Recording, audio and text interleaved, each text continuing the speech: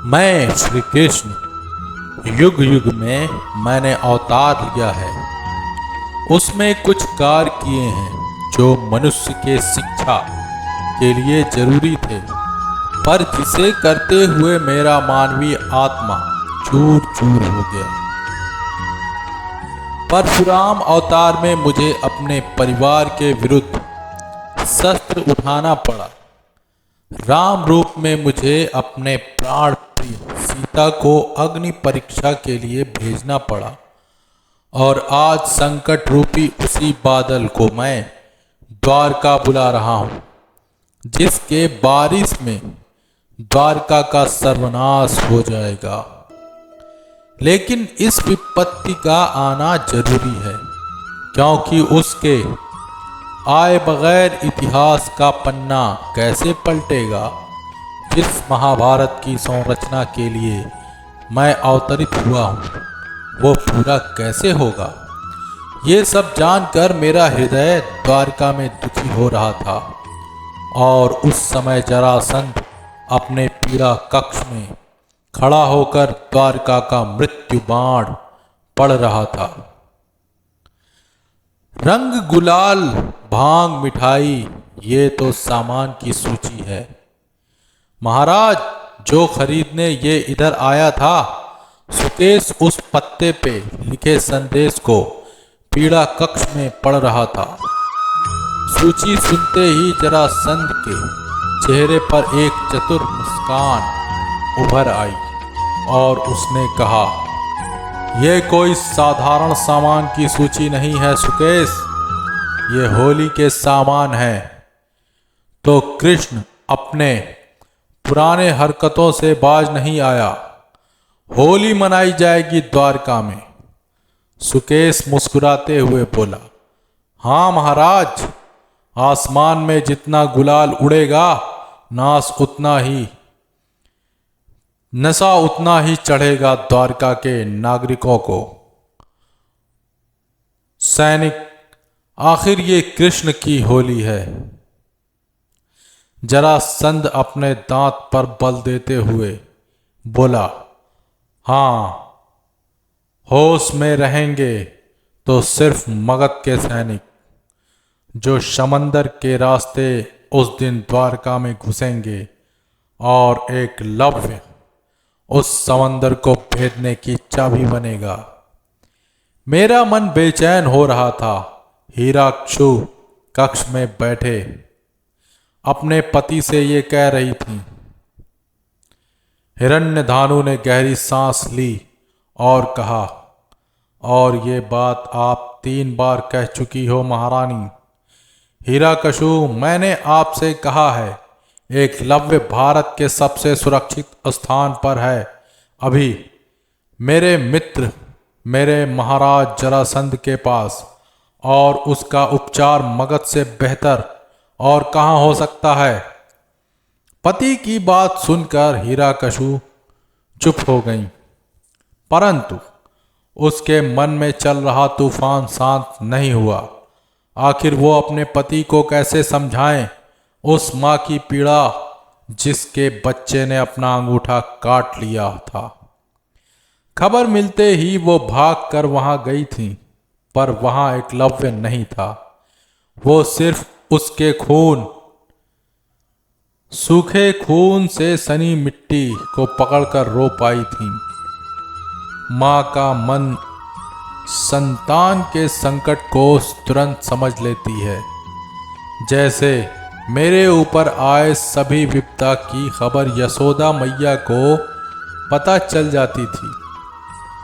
हीराकशु सही थी। भारत के सबसे बड़े महल में उसका पुत्र असुरक्षित था। अपने आसपास उठे नागफन की खबर उसे बिल्कुल नहीं थी, और वो ये भी नहीं जानता था कि इस समय एक नाग उसकी तरफ आ रहा था। वो एकलव्य की तरफ बढ़ रहा था, और वो हाथ में गदा लिए अभ्यास में लिप्त था। अचानक वो गदा उसके हाथ से छूट गया, और एकलव्य चौंकते हुए चिल्लाया, मंथरा ताई, तुम यहाँ। अगले ही क्षण एकलव्य ने गदा को मजबूती के साथ पकड़ा, मगर मंथरा ताई डरने के बजाय मुस्कुराते हुए बोली, ये खीर सिर्फ तुम्हारे लिए बनाया है मैंने, थोड़ा चखोगे? एकलव्य गुस्से में गदा लेकर मंथरा ताई के तरफ बढ़ा और बोला, खीर? जहरीला खीर खिला के मारने की कोशिश की थी तुमने मुझे, क्या मैं भूल जाऊं वो बात? मंथरा ताई ने शांत स्वर में कहा, अच्छा तो तुम मरे क्यों नहीं? जिस जहर को पीकर पूरा कबीला मर सकता है, उसे पीकर भी तुम जीवित हो, क्योंकि तुम्हें मारना नहीं बचाना चाहती थी मैं। मंथरा ताई की बातों ने एकलव्य के कदम को रोक दिए। उसके करीब पहुंचकर उसने कहा, पर जहर तो तुम पिलाना चाहती थी किसी को? मंथरा ताई ने कहा, हाँ, उन लोगों को जिनकी वजह से तुम्हारा ये हाल हुआ है। यह कहकर मंथरा ताई ने एकलव्य का हाथ पकड़ा और उसे चीखते हुए बोली, बोलो, जिन्होंने तुम्हारा अंगूठा काट लिया उनके साथ ऐसे ही होना चाहिए था कि नहीं? हाँ एकलव्य, जहर दिया था मैंने तुम्हारे हाथों में, और तुम्हें भी पता है तुम्हारे जन्म का वो सच जो तुम्हारी माँ तुम्हें कभी नहीं बताएगी, लेकिन जिसने स्नेह करते हैं उनसे उनकी जीवन की सच्चाई को छुपाना सबसे बड़ा पाप समझती हूँ मैं। एकलव्य के कोमल दिमाग में भावनाओं का तूफान उमड़ पड़ा था और उसके मन की दशा को समझते हुए मंथरा ताई उसके साथ खेल रही थी। तभी पीछे से जरासंध की आवाज आई, मंथरा सही कह रही है एकलव्य, उसी ने कहा था कि तुम्हारा उपचार मगध में हो। पुत्र, अर्जुन के खिलाफ अपनी वीरता दिखाने के लिए जिस युद्ध में तुम उतरे हो, उसमें मैं, मंथरा, सोमदेव और पूरा मगध तुम्हारे साथ है। एकलव्य जरासंध से नजर हटाकर मंथरा के तरफ देखा। मंथरा अपने दोनों बाहें फैलाए जमीन पर घुटनों के बल बैठ गई और बोली, आजा, जिस गोद में खेलकर तू बड़ा हुआ है, उस गोदी में आकर अपने सारे भ्रम खत्म कर दे। अगले ही पल उसने हाथ बढ़ाकर एकलव्य को अपने गले से लगा लिया। एकलव्य से नजर हटाकर उसने जरासंध की तरफ देखा और एक क्रूर मुस्कान उन दोनों के चेहरे पर उभर आई। मुस्कुराते हुए जरासंध ने कहा, और तुम्हारा बदला बहुत ही जल्द पूरा होगा होली के दिन। एकलव्य उछलते हुए पीछे हटा और बोला, मतलब होली के दिन हम हस्तिनापुर जाएंगे? जरासंध ने सिर हिलाते हुए कहा, नहीं, लेकिन एक और जगह है जहां हम कोई नहीं जाने से रोक सकता, द्वारका। खबर है कि पांडव होली मनाने द्वारका जा रहे हैं। वहां जाओगे तुम और पूरे नगर के सामने अर्जुन को चुनौती दोगे। एकलव्य की आंखें उम्मीद की रोशनी में जगमगा उठी और उसने कहा, क्या मैं पांडवों के समक्ष पूरे द्वारका के सामने एक धीर बालक की वीरता दिखा पाऊंगा? संदेह ने एकलव्य की आंखों की रोशनी को ढक दिया और वो बोला, अभी तो मैं गदा चलाना ठीक से सीखा भी नहीं। जरासंध उसके कंधे पर हाथ रखते हुए बोला, पर इतने कम समय में तुम्हारी वीरता की गाथा पूरे मगध के साथ साथ राज सिंहासन तक पहुंच गई है। चिंता मत करो, आज जो मैं तुम्हें दे रहा हूं उससे साधारण मनुष्य भी युद्ध जीत कर आ सकता है, और तुम तो वीर हो। ये कहकर जरासंध ने अपनी गदा एकलव्य की तरफ बढ़ाया, जिसकी रोशनी में सबकी आंखें चौंधी रह गई। उनका मुंह खुला का खुला रह गया। चौंकते हुए एकलव्य ने वो गदा पकड़ा। ठीक एकलव्य के पीछे खड़ा सोमदेव हैरान था। जिस गदा को पुत्र होने के बावजूद भी पिता ने कभी हाथ नहीं लगाने दिया, वो गदा निषाद बच्चे के हाथ में यूं ही थमा दिया। हाँ, जरासंध के हृदय में मेरे और यदुवंश के खिलाफ इतना गुस्सा था कि उसके लिए वो कुछ भी कर सकता था। एकलव्य ने वो गदा उठाया और उसकी कर्कश ध्वनि मुझे द्वारका में सुनाई दी। गंगा का पानी सूरज के ढलते रोशनी से लाल हो चुका था। उसके तट से लगे विशाल भवन के छज्जे में एकलव्य एक हाथ में गदा पकड़े अपनी सोच में खोया हुआ था। कुछ दिनों के बाद वो मौका आने वाला था जिसके इंतजार में वो अपना घर, माता पिता, काली नदी का तट सबको छोड़ने के लिए इस नगर के महल में रह रहा था। ये ही एक मौका था अपनी वीरता को प्रदर्शित करने का। बस उसे ये मालूम नहीं था कि उसकी महल के दूसरे छज्जे में जरासंध अपने लोगों के साथ कुछ और ही योजना बना रहा था।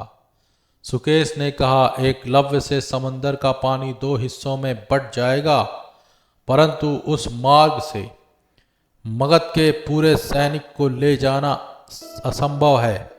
5 लोग पहुंचकर कृष्ण की हत्या कर सकते हैं। जरासंध गुस्से में बोला, सिर्फ कृष्ण नहीं, यदुवंश का सर्वनाश करना है।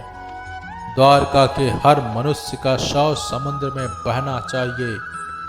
बुलाओ मगध के सर्वश्रेष्ठ योद्धाओं को और पूछो उनसे एक एक योद्धा द्वारका के कितने मनुष्य को मार सकता है।